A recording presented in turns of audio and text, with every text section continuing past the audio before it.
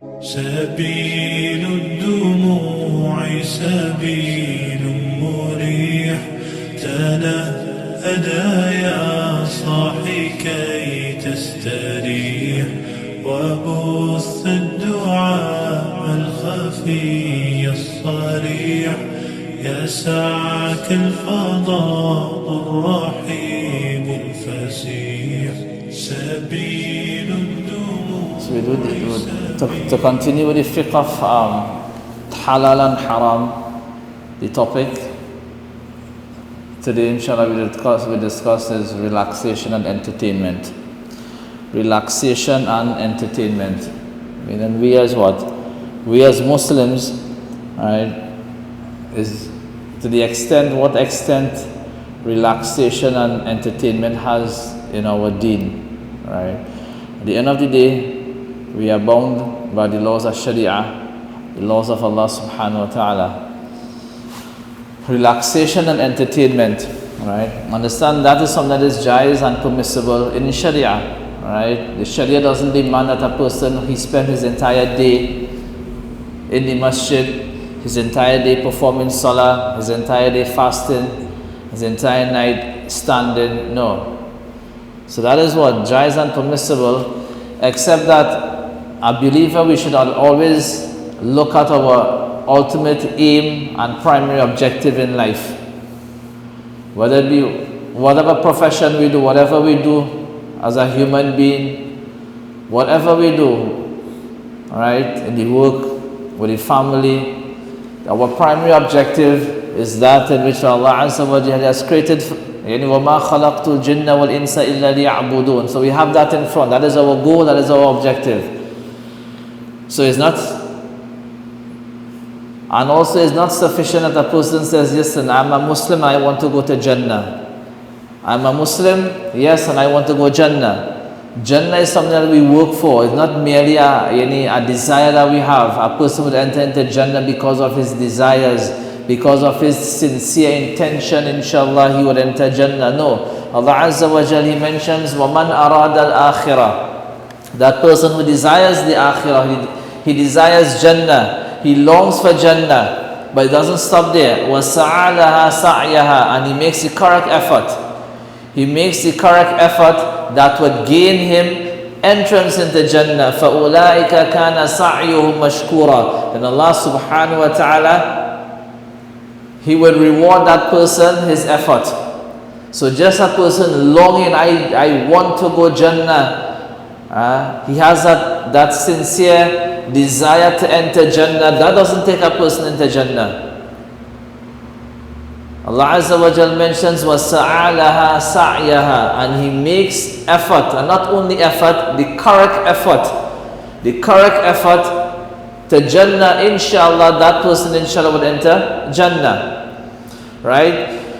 Yes, understand people what? We go for relaxation and entertainment. We do certain things, yes, that are permissible to what? Relax the mind, right? Relax the mind, cool off the brain, and all this is good, right?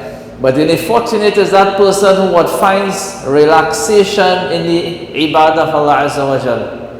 Fortunate is that person. It's not something, okay, what? It happens like that, right? We might have to what? Spend money and purchase a ticket and go off a foreign land, to go to a strange place, to do strange things, to cool out our brains, to cool out our mind, to enjoy ourselves in a halal way, right? And other people, they would get what? That relaxation more, and that comfort more, right? In the what? In the ibadah of Allah Azza wa Jal. Nabi sallallahu alayhi wa sallam, he mentions, جُعِلَتْ قُرَّةُ عَيْنِ فِي الصَّلَاةِ. The coolness of my eyes were placed in salah. Yes, some of us, we have to go and take a drive and go to this place and that place. We're nothing wrong with that. But this is how we get some contentment and some comfort and some peace of mind. But Nabi alayhi salatu wasalam, he would get that in what? In salah. He would get that sweetness in salah.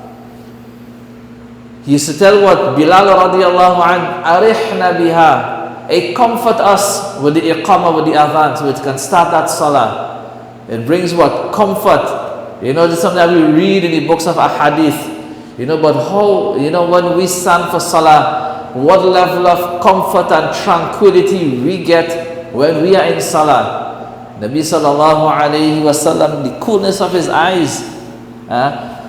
He would perform salah until his feet became what? Swollen. Not performing salah, understand? Not performing salah with a swollen foot being the pain. You know, the feet is swollen and he's getting pain and he's what? Enduring that pain and performing salah. No. He would perform salah, yes, his foot would become swollen, but that comfort he gets in salah with what? He doesn't know his foot is what? Is swollen to that extent. Because of the overwhelming comfort and feeling he would get while performing salah. So, yes, at the end of the day, entertainment, relaxation, all these things are only permissible in the Sharia. But we mentioned in the 14th, it is that person who finds that within what? His salah. Within what? His ibadah. And a person, that is why you have what? Ibadat. And they have different levels in which a person what? He performs that ibadah. He reaches the level of ihsan. That level of spirituality, understand? When that person what? His heart is what? Filled with the love of Allah Azza wa Jal, then there's no space for nothing else. And that person is comforted by that. If we look at what? The Western concept of entertainment, understand the Western concept of entertainment, they live for entertainment. Their lives are what? Based on what? Entertainment. And this is what they live for. And this is why you always hear the statement, one life to live and live it. So their whole entire life is what? How we can entertain the eyes, entertain the ears, entertain what? That body. How we can what? That body can be materially benefited. And this is the whole concept. Everything is entertainment. The biggest industry is what? The entertainment industry. They don't believe what? In the next life. Right? One life to live and live. Right? Yes, we believe in that to a certain extent. One life to live in this world and live it in a way pleasing to Allah subhanahu wa ta'ala. This is how we live that life. So, entertainment and relaxation, yes, there's a space, there's a place in Islam for that. And it is to the extent that a person what? He salts his food. Listen, if you eat food without seasoning, without salt, how it tastes? Right? It can be what? You have no salt in that food not going to taste good. But how much salt you're going to put in that food to flavor it? This is how much entertainment and relaxation we should put in our life.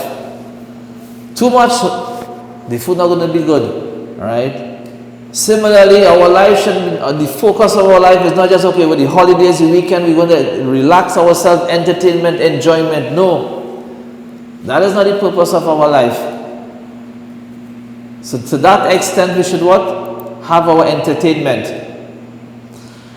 And there are many hadiths where some people are very strict with that. No entertainment in Islam. In Islam, there is no entertainment. And they quote the hadith of the Prophet alayhi salatu wasalam. He mentioned, كل ما يلهو به الرجل المسلم باطل إلا رميه بقوسه وتأديبه فرسه وملاعبة أهله فإنهن من الحق. They mention that, listen, every entertainment is null and void and batil, except a person he shoots with his spear, or a person trains and rides a horse, or a person he plays with his wife. Any other thing other than these three is what? Null and void. No. What it means that what? These three things, if it is done with the correct intention, a person is going to get a reward. But other things, other forms of entertainment, a person there's actually no much it is it does not bring reward then. If you run from there to there, what rewards you're going to get? By the end of the day, is not haram, it's not impermissible. So there's most of the games, or most of the sports, most of the entertainment, it falls under that category of being mubah and permissible. If you play a cricket match outside there, how much blessings you going to get? If you have 6, how much blessings you going to get? You take a wicket, how much blessings? But at the end of the day, you're not going to get a sin, right? You're not going to be sinful, right? So these things are what? It doesn't bring in what? It's not hasanat and any good deeds, right? So understand there are what? Actions of 3 types.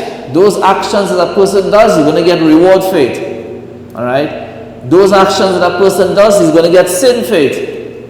And the third one, what? Those actions that a person does, he's not going to get blessings for it, but at the same time, he's not going to be sinful, alright? So actions should be what? At least what? More of the first category, right? And if not the first category, at least what? The third one and not the second one. So in this what? Entertainment and relaxation, there are certainly guidelines, right, that we should adhere to, alright? So the general rule is yes, relaxation, entertainment is permissible, alright? Is permissible so long as what is not connected to any what? It doesn't violate any of the shari'i, any principles, right? It does not violate any of the laws of Allah subhanahu wa ta'ala. And also to bear in mind, a game or a sport or entertainment in itself may be permissible, nothing haram in it, except that a person, he is engaged in that act or that activity and is heedless and unmindful of his religious obligation. To play a game of cricket, nothing wrong with that. You know, gambling and exposing of the aura and all this and that, right? But you playing time for salah time going, right? And you still engrossed in what? Playing cricket. That game becomes haram.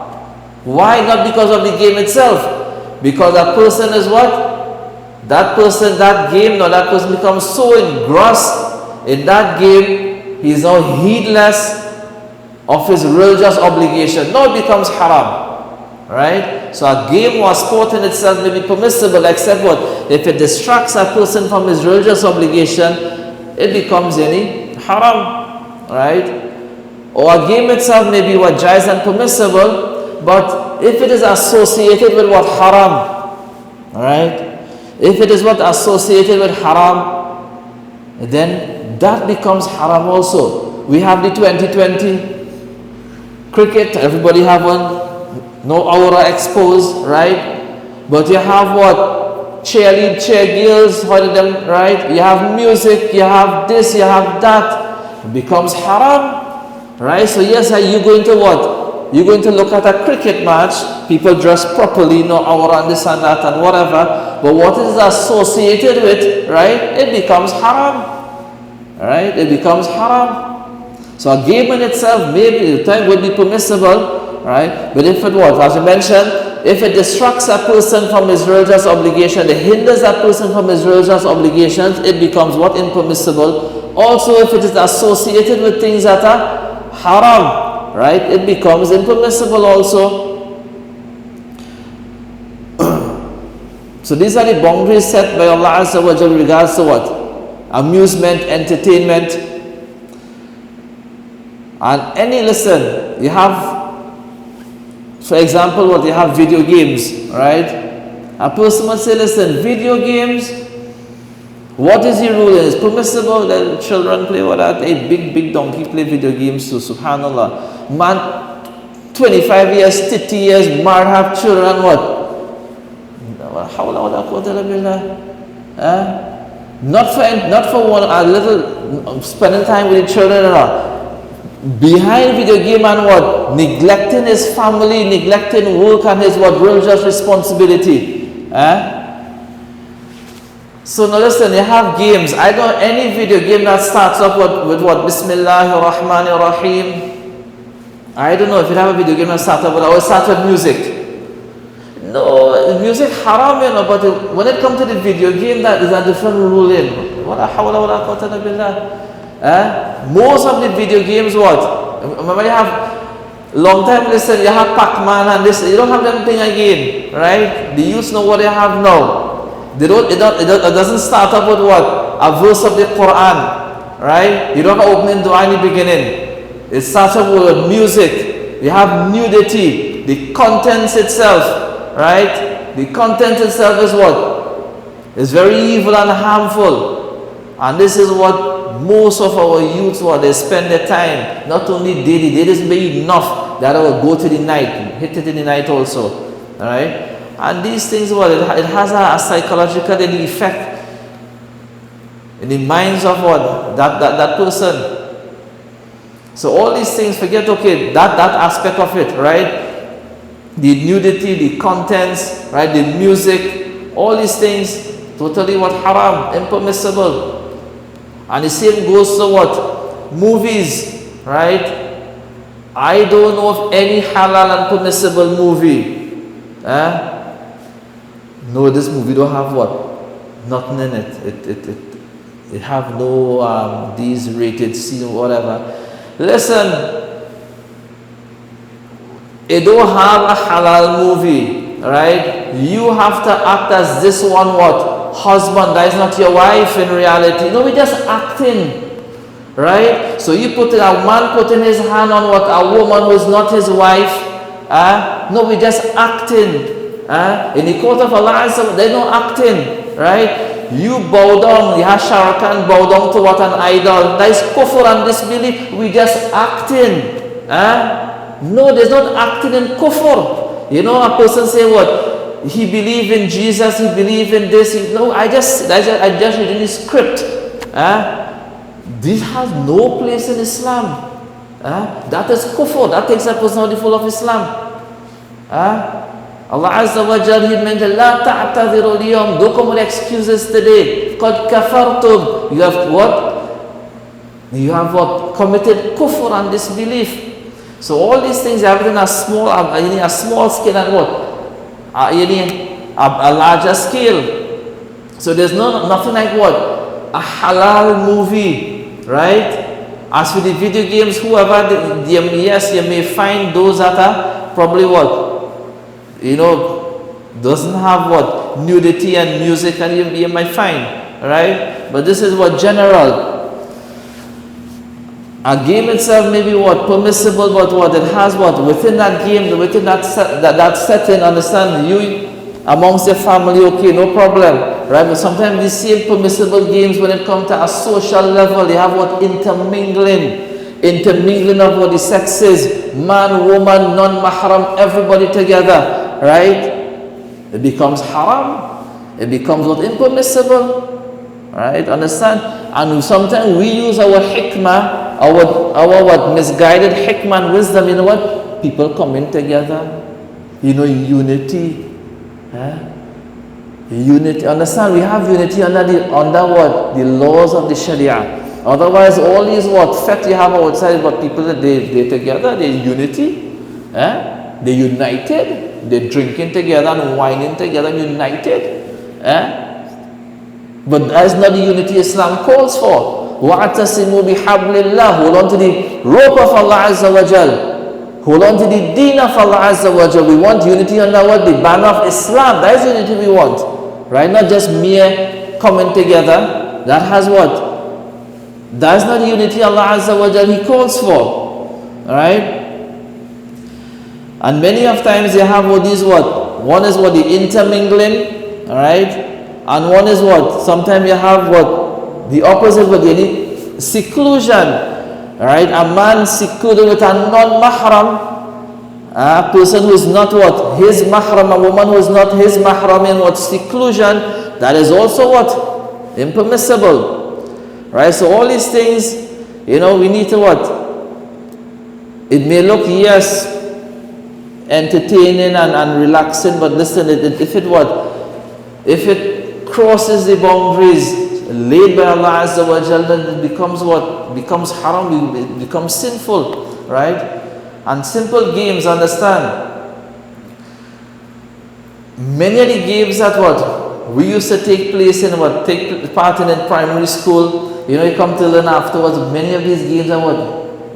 Elements of gambling, right? You have what? School bazaar, everybody going, I know what they have now, right? In primary school, right? So you have, listen, for example, you have a ball, they give you a target, you pay $5 or $10. So if you hit the target, right, you get a prize, right? They get 3 chances and they miss the target, then what happens? You lose your $10. And you know what? We do it for the fun. And everybody says for the fun, but that's gambling. That is gambling. Gambling is what? When your money, right, is between yani bain al-ghurmi wal-ghunmi. When you could lose all of it, or when you could gain what? Multiple folds. That is lotto, that is play with, right? You pay the number, and if what? It calls, you win. If it doesn't call, you lost your money, alright?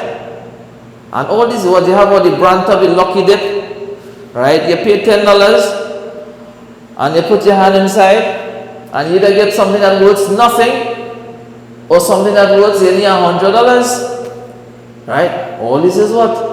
Gambling. You have the machine now, you put in what? Your coin. I know we have it in Trinidad here, but in other places, right? And this is how it comes to grab the candy, and sometimes you grab and you get none, and sometimes you grab and you get, right? And what? Your $10 gone. All of these things are what? Gambling, right?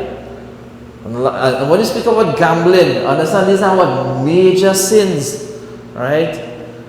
We're supposed to do what? The fiqh, the laws in regards to what? Trade and commerce also. Many a times we go to the bank and we see certain transaction, we're looking for what? Because they tell you up front, no interest, right? So you go, you involve yourself in that transaction, right? But understand, interest is not something okay, write on a paper, interest or no interest. You look at the contract itself. The word interest may not be in that contract, but you read that contract, and if that contract what entails interest is an interest-bearing contract, even though the word interest is not there. And as we mentioned, many a times the vehicles that people purchase, alright? Many of the times the transactions are what? Interest-bearing transaction. No one hardly you'd find a person, even though he has money, he will take what? $200,000-$300,000 and purchase a vehicle. Nobody going to do that. Take a $500,000 and purchase a vehicle. No. This going through what you call financing. They do the term what? Financing. And how the financing what? Operates. This place gives what? 50% financing. This place gives what? 100% financing. How the financing work? The financing is actually what? Interest and riba. You go to what? For example, you want to purchase a vehicle. But some people feel, you know what? I don't want to take the money I have in the bank. I'm gonna what? Go to the financing. Yeah? I'm going to what? A company that would finance. Listen how it works. Alright? We understand? If we go to the bank, right, and we borrow $100,000, we have to pay back the bank $120,000. So we know what? Hey, that is interest. We can't do that. Even though we want to what? Borrow the $100,000 to purchase the vehicle for $100,000, right? So we borrow $100,000 from the bank, purchase the vehicle, and then we have to pay back the bank now $120,000. We know that is interest. We're not going to do that, right? So what they do now, they go through what? Finances, right? So what will happen?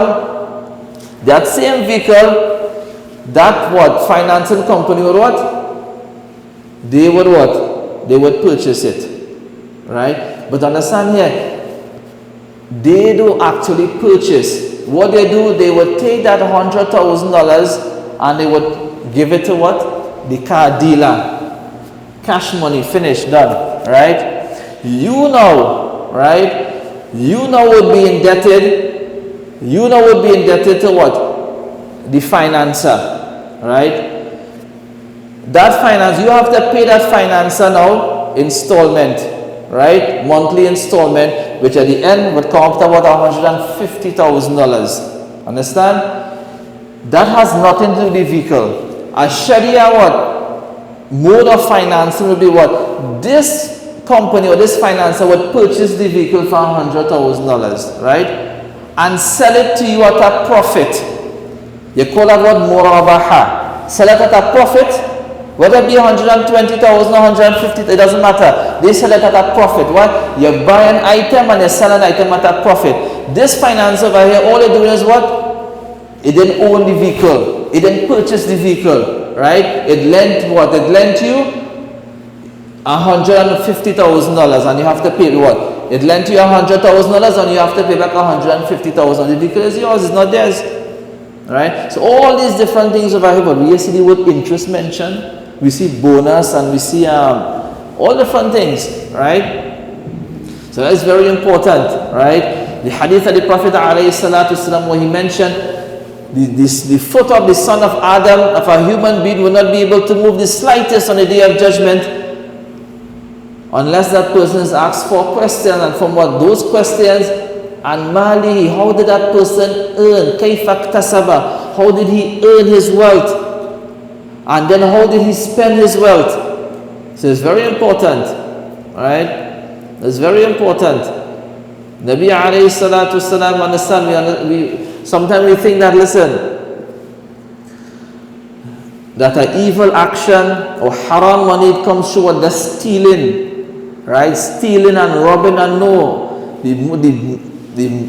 One of the greatest sin in the sight of Allah Azza wa Jalla is that of riba and interest. So you think about it, it involves no blood, no robbing, no stealing, no killing, right? And you put it on, you put on a jacket and a tie, and you go in the office and you do it.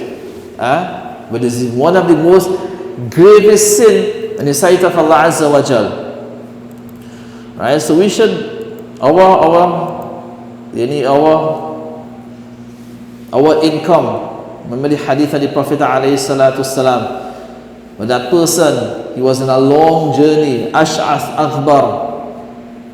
That person in a long journey, disheveled, in a destitute condition, he raises his hands towards Allah Azza wa Jal, Ya Rabbi, Ya Rabbi. But Nabi alayhi salatu wasalam, he mentioned, he's calling towards Allah Azza wa Jal, he's worshipping Allah subhanahu wa ta'ala, he's invoking Allah subhanahu wa ta'ala. But what? Mat'amuhu haram, mashrabuhu haram, ghudhiya bil haram, fa'anna yustajabu lah.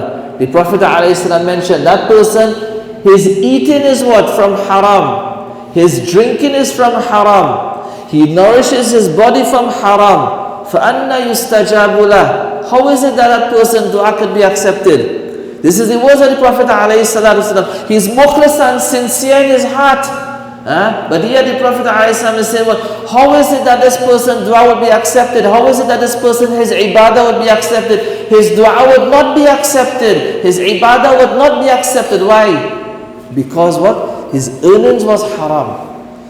How he earned his money was through haram and unlawful what? Means.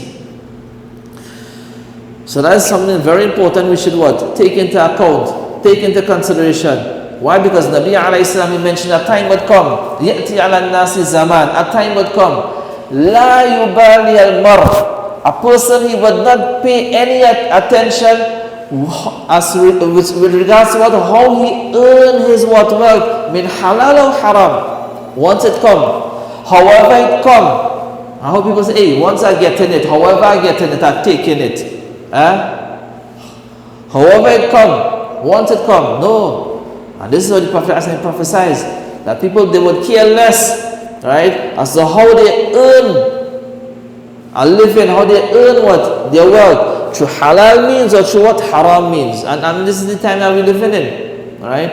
Nabi alayhi salam, he mentioned, كُلُّ لَحْمٍ نُبِتَ مِنْ حَرَامٍ فَالنَّارُ أَوْلَى بِهِ. That every flesh that has been nourished with haram, then the fire of Jahannam is more worthy of that flesh than anything else.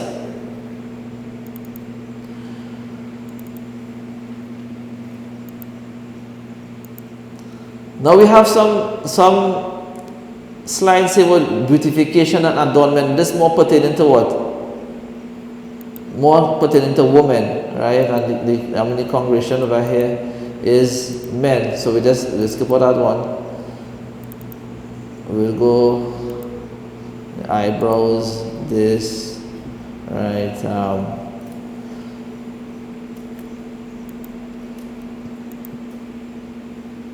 Right, pertaining to men then, right? We go straight to what? You have something here with men, right? Haircuts, right? Nabi sallallahu alayhi wasallam, he mentioned with regards to what? Haircuts. Yani al-qaza. Qaza is some haircut that is what? Prohibited, right? That type of haircut that is prohibited. And what is that? It's the what? Shave part and the leaf part, right? And this is what? The haircut everybody's take, right? The one that is what? Prohibited. Nabi Isa, he mentioned what? That type of haircut which is prohibited, part is shaved and the other part is left unshaved. That type of haircut for what? Is what? Prohibited. Alright? And now from that now, if you go to what? You go to being what? A barber. We mentioned that what? A barber or hairdresser. Understand? A barber, a hairdresser, a beautician, generally these what? These professions are jais and permissible, right? We leave out about 20 what page with regards to what? The beautification and adornment with regards to women. We leave all that, right? But there are many ahadith where the Prophet ﷺ what? Certain things that are prohibited. Tattooing, shaping what? The eyebrows and this and that and whatever, alright? So now, okay, you have a beautician or a hairdresser, a barber. Is that a permissible job? Yes, zakati hair permissible, right? But in our times, most of the time, a person would come to you, a client would come to you, alright? They would ask for a haircut that is what? Not permissible. What are you talking about? Non-Muslim, Hindus and Christians? No, Muslims will be Muslim too, right? They will come and what? Give a haircut, ask for a haircut that is what? Not permissible, because at the shave part and what? Leaf part, right? So you know, you will also be guilty if you what? If you were to do that. But this is what he wants. A person come what? Nabi Isa, and that person what? That person is cursed by Allah Azza wa Jal who tattoos, and that person what? The tattoo is done upon both of them. Well, this person asks for a tattoo, right? Me, I have no tattoo, but this one wants a tattoo, so I just went for him. No, you are equally guilty as the what? The one that is being done upon, right? So similarly, what? Your hair, you have a good, any permissible haircut, but this person is asking for what? A haircut that is what? Not permissible, and this is what the client wants, so we do it. No, you also are guilty of doing that. Right? You also are sinful for that action. So that's why we say, okay, the job itself is jais and permissible, but rare you're going to find if you put up a sign, listen, only permissible haircut. Then you might just get the imam coming by you, a few students from the madrasa coming by you, right? And you might have shop down, close down the shop afterwards. Or if you go Hajj, okay, make money, I mean, lucrative in the Hajj and Umrah, everything halal and permissible. Right, for the barbers, right? But here now, right? The beautician also what? You have to go and what? Tint the eyebrow, right? And all these things what? Things, many, this beautician, these things what? That it what? Against what? The Sharia.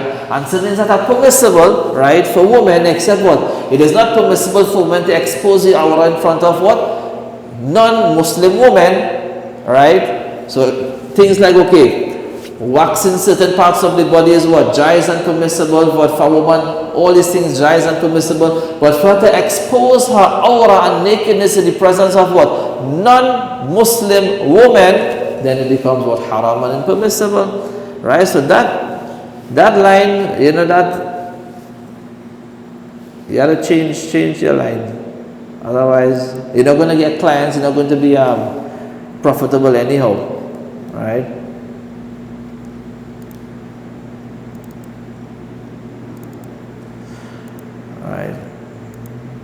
Nail polish, we leave out nail polish here, earrings, jewelry. Right? We just take a note, okay, what's applicable to us here, right? Jewelry. Jewelry for what? Men, understand? we always hear that it is permissible for men to wear silver, right? Women wear gold and silver. As for men, yes, it is permissible for men to adorn themselves with silver. Understand? That is what? That is incorrect. That is not totally correct then, right? The Sharia allows a man to wear a silver ring, right? A silver ring that weighs approximately 4 grams, right? That weighs approximately 4 to 5 grams. That is the allowance, alright? To wear a ring is what? Is not a sunnah the Prophet ﷺ. Understand, the Prophet ﷺ, he wore a ring for a purpose. His ring wasn't worn for beautification, right? The ring was worn because of stamping, right? You would see what is stamped, Muhammad Rasulullah, and that what stamp, it would be on top, it would be at the bottom. It wasn't worn for beautification. Nevertheless, he wore a ring, hence the permissibility. It is permissible, right? And we have no issue in that. It is permissible, right, to wear a ring, a silver ring for a man, right? What is not jais, what is not permissible, is for a man to adorn himself with what? Silver chain, silver necklace, silver bracelet, silver. Does a man feel what? He allowed to what? Silver up. No. The allowance in silver for a man is just one ring. One ring with the weight of approximately 4 to 5 grams. That is the allowance. Not okay. Women allowed for what? Gold and silver. As for men, they allowed silver, right? Some meeting we had some place with some, I don't know, had some imams meeting, and this, I don't really go, but it was, I don't know how I reached over there. And one I didn't know was Khalas, and he was in full silver, about 3 chains and bracelets and about 10 rings and everything silver. So thinking, okay, this jais and permissible. No, the allowance is what? One ring. One silver ring. No bracelet, no chain, no whatever, multiple rings.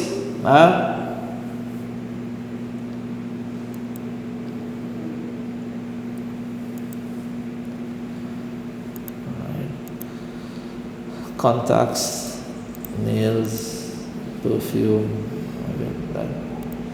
That's not applicable here. I mean, the last class supposed to be. I find this class very quiet.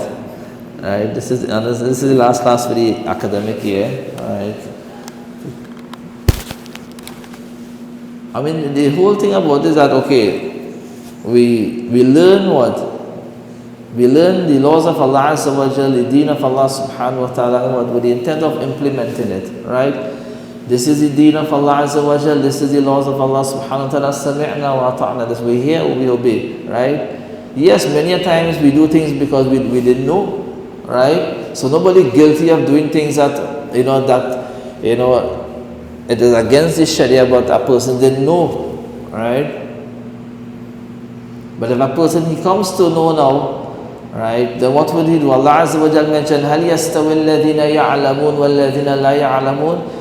Is it what? Are these what? 2 categories of people equal? Those who know and those who do not know? No. Those who know will act upon their ilm and their knowledge. And those who don't know, then khalas. They will act upon what? Their ignorance. Alright, so we were speaking about, we go straight to what? Halal livelihood. Right, and we spoke a little about that earlier on.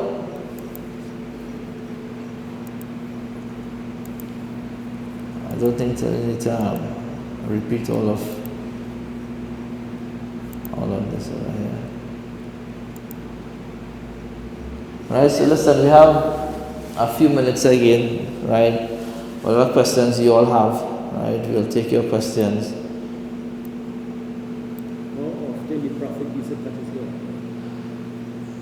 How often the Prophet used to cut his hair, right? if you look at the hair and the head of the Prophet ﷺ, you'd see what narrations of what? 3 lengths the Prophet ﷺ would normally have, right? One, that what? Wafra, it will reach to what? The earlobe, right? Many hadiths record the hair of the Prophet ﷺ reaching to the earlobe, right? And you have what?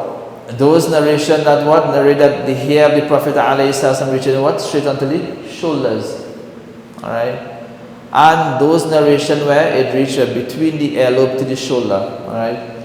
Most of the time the Prophet ﷺ, he would have long hair. The Prophet ﷺ would not shave his head. Understand, the shave the head is not a sunnah.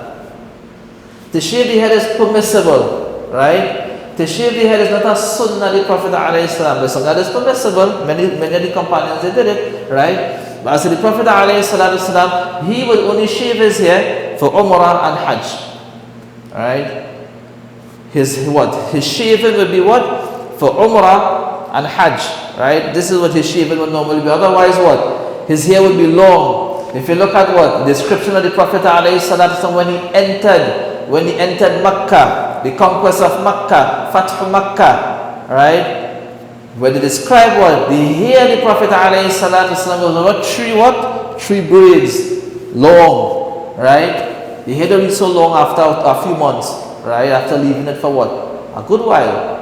Months, probably more than a year. More than a year, it will reach that length. So having long hair, that is what? That is closer to being what the sunnah the Prophet ﷺ than what? Than shaving, right? Shaving is jaiz and permissible. Ali radiallahu anhu was known to what? Always what? Shave his head, right? But to say what? The sunnah the Prophet ﷺ is what? To shave the head, no, but it's jaiz and permissible.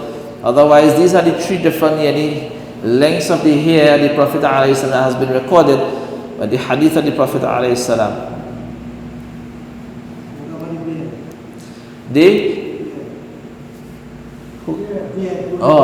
Brother Harun. The beard, right?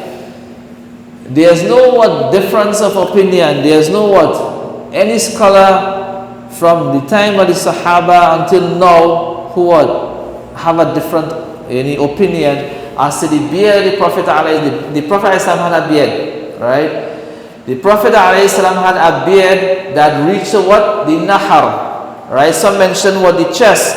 Other narrations mention what? The nahar. If a person were to what?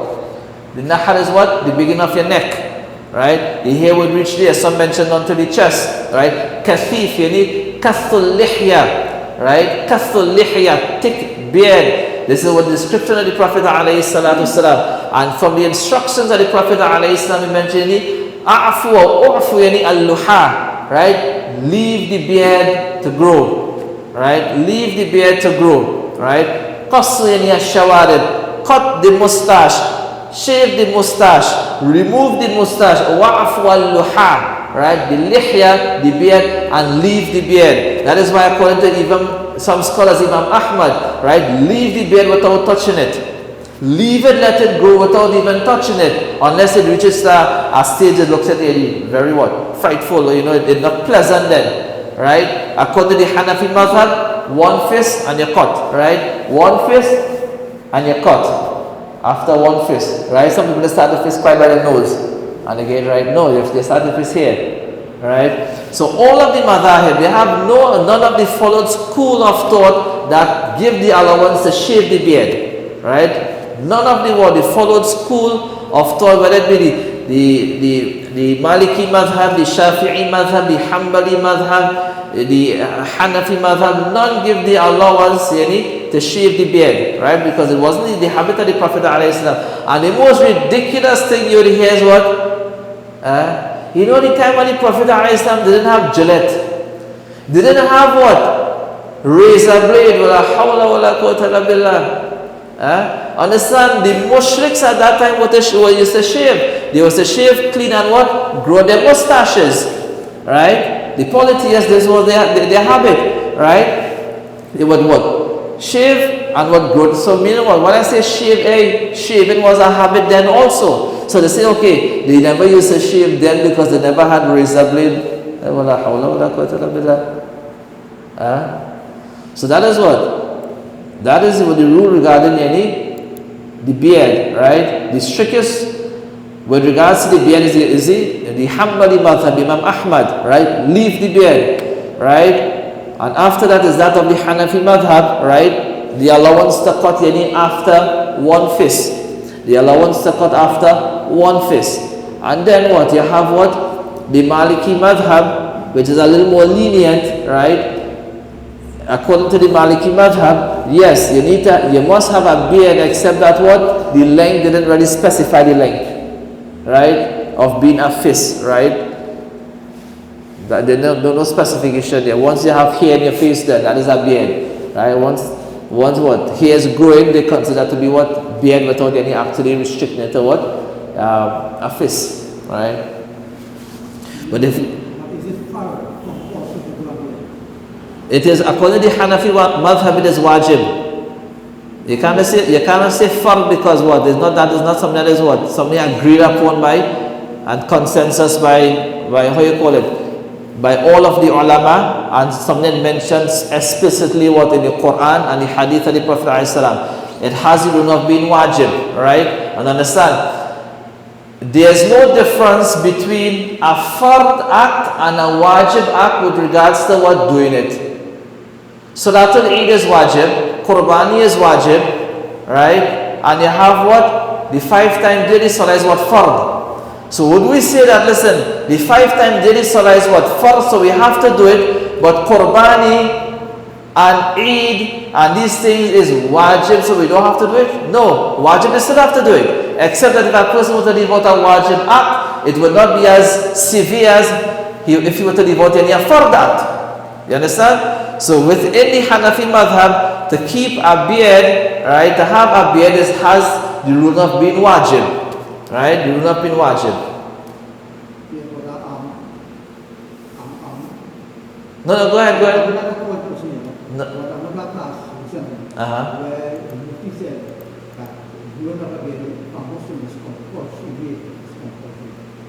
Right, so understand, this is where the translation comes in, right? If you were to translate the word fard, right? What meaning? How you translate the word fard? Compulsory. If you were to translate the word wajib, how you translate it? Compulsory, right? Except there's a big difference in what? In the terminology, the concept of fard and the concept of wajib. Even though we translate in the English language as what? This is what? Obligatory as obligatory. Right? Fard is a specific concept. Wajib is a specific concept. Even though we say what? Yes, fard is what? Obligatory. And we understand, for example, witr. Right? When we speak about the 5-time daily salah, we speak about what? Fajr, Dhuhr, Asr, Maghrib and Isha. We don't speak about witr. If you ask what is the rule of witr, we'll say what? Wajib. What wajib means? Obligatory. So how many obligatory salah we have? 5. But they say witr obligatory. So we have 6. No, we have 5. These 5 salah is fard. Right? Witr is what? Is wajib. Yes, if a person what? Doesn't pray witr, he what? Or he negates witr, that person is sinful. Right? But a person who doesn't pray his fard or negates a fard act, then that sin is more. That can take that person out the fold of Islam. You understand? So sometimes the issue comes in the translation. If a person says, listen, beard is not what? Is not compulsory in Islam. He's still a Muslim. Right? He's still a Muslim. If a person says, listen, salah is what? Not compulsory in Islam, when he becomes a murtad, becomes an apostate. Right? So because of the translation, right? So that's why sometimes you say what? Mandatory, necessary, incumbent, but still, that will stick to the word itself. Fard is a specific word. That's a specific concept. Wajib is a specific concept. Right? Nafil is a specific concept. Right? And each one has its own word level.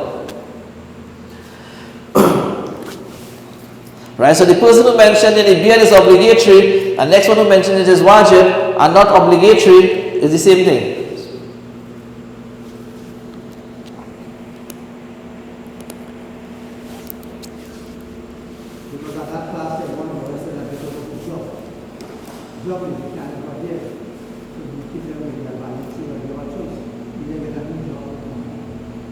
Right? Understand what? Job is something that, listen. Allah Azza wa Jal command us to seek a livelihood. Right? He didn't command us to become one a specific how do you call it? To work in a specific company or to have a specific profession. No, to seek a livelihood. Right? So if me seeking a livelihood, a halal livelihood, it entails that what I compromise my deen, then what? I seek another means. Why? Because my risk and my sustenance is not written in the hands of this individual. It's from Allah subhanahu wa ta'ala. So I can't tell myself, listen, my job say I cannot do this, I cannot do that, I cannot fulfill my religious obligation, and I tell my boss, sami'na wa ata'na, I hear you and I obey you. No. We have what? We'll find our next job. But you see, the problem is now, this job paying $30,000, this job paying $40,000. So that is why it's difficult to leave that job. The next job now just paying about $5,000-$6,000. So hey, like a person he can't make up his, that's a hard decision. But it's not really a hard decision, right? It's not a hard decision. It's okay. A person can't really compromise his deen. Right? If there's no job on the face of the earth and this is the only job on the face of the earth, and but we don't have situations like that. Right? A person in Allah Azza wa Jalla mentioned, Fattaqullah wa ajmilu fi talab. Yani fattaqullah, fear, seeking livelihood, fear Allah Azza wa Jalla and seek your livelihood. Right? So a person cannot say my job this and my job that. Right? Because there are many other jobs that a person can seek. He may not get the same amount of money, but khalas, a person leaves off something for the sake of Allah Azza wa Jal. Allah Azza wa Jal will give that person any more than that. Right? In this world and the next life. Many times I hear people say, because of my job, I can't fast in the month of Ramadan. Yes, only have it easy. Right? But you see, my job, because of my job, I cannot fast. I mean, look at the irony to that. Because of my job, you have to understand who you are. We are the servants of Allah Azza wa Jal. Allah Azza wa Jal is our Rabb, He's our Lord. He's the one that commands us. Right? We are His slaves. We are not His slave to what? The creation of Allah Azza wa Jal. This man say, I cannot fast, so I have to obey this man and disobey Allah. No. Alright? And this is what we are doing. When a person says, because of my job, I cannot fast. If it is that, listen, if that person were to leave his job, he'll be jailed, he'll be beaten, or he may be killed, that's different. But I don't know anybody who has such a job that what? If he were to leave that job, he would be killed, he'll be beaten, he'll be in prison. No, he just going to get what? A less amount of money, right? That's all.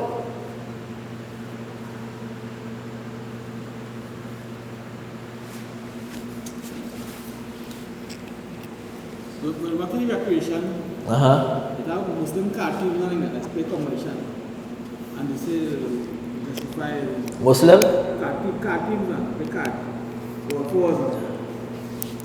right. There are two things that understand. Some ulama did mention, okay, the card playing. This is not the way of what the Muslims. All right, this is not what the ways of the Muslims. This is what you need the ways of the kuffar. One group would mention that the Muslims, this is not their way to sit down and to play cards. This concept came from what? The Western world, the kuffar. This is what they do for leisure and entertainment, right? As one, right? You can accept that or reject that. That's up to you. But the next group of scholars, right? You may probably more lean towards. They mention that what? Listen, it is jaiz and permissible, right? It is jaiz and permissible so long as what? It doesn't entail any of this haram. As we mentioned earlier, so long as what? A person what? Playing that, he's not what? It doesn't cause a hindrance to his religious obligation, right? He playing, but he'll perform his salah, he will not allow the salah time to pass, right? So he'll perform his salah, and also it entails no gambling, right? So no gambling, right? And that person not what? That person not any sacrificing his religious any obligation. So at a certain extent, the permissibility is there, right? The permissibility is there, but it could be what the same group of ulama they would mention. Despite that, it could be what a makruh and dislike when a person what spends all his time in something that is what useless, right? I mean, what to sit down and we'll talk is useless, but you don't sit down and we'll talk from morning to evening, right? Some people would, like how people would just play from morning to evening, right? You know, something that, okay, doesn't have much benefit, and khalas, at the end of the day, it's not sinful, but a person would spend his whole entire day doing something that what no benefit whatsoever, right? No bodily benefit, and no ukhrawi, in the next life benefit, and even worldly benefit, right? And most of the time, listen, what are you going to play if this is the cards you get in your hand? If this is the cards you get in your hand, what you could do to what? You know, it's not much you could do anyhow, right? So it's not like a game that you're going to, hey, this man, real smart boy, real clever, and they teach you to what? You need to be very intellectual and clever and, strategic move. There's no cards, right? Chess, you can argue with that. That's why I call Imam Shafi'i, right? Chess, permissible. According many other scholars, they mention, no, it's not permissible based on the hadith. But according to Imam Shafi'i, no, it sharpens the intellect. It shows that person how to move, play strategically and this and that. And this is his justification. But cards, we may get in your hand, okay, some of the dumbest people, they win this cards thing anyhow. So it doesn't, as you mentioned, yes, it's permissible, but a person that spends his whole day from morning to evening and allow any salah time to pass and salam al-jama'ah and this and that, that it shouldn't be. If it is done now and then, okay, recreation with your friends, your family now and this and that is okay, right? But not, as you mentioned, most of these games and most of these things, when it comes in a social level of society, then it becomes a little bit, the issue is there. But you with your family, you're spending time with your wife, children, friends, this and that now and then, that's okay, right? We have some people, what? That is all they do.